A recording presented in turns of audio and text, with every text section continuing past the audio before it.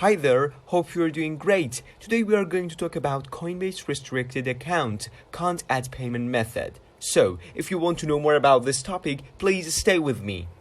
A lot of Coinbase users will face an error after signing in Coinbase Exchange and completing the two-factor authentication and KYC that says you can't add a payment method while your Coinbase account is restricted. What is the reason of these Coinbase restricted accounts error and how to fix it?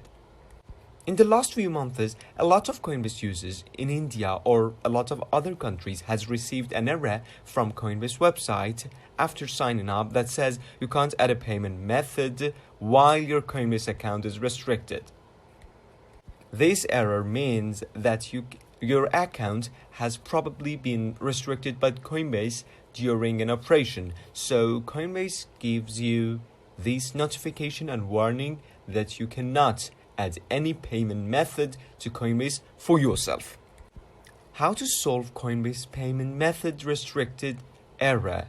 The only official reaction from Coinbase Exchange about this error to the customers is that these users have to send their case number to these exchange support and wait for an unknown amount of time. And enter your information correctly is another way. That's it.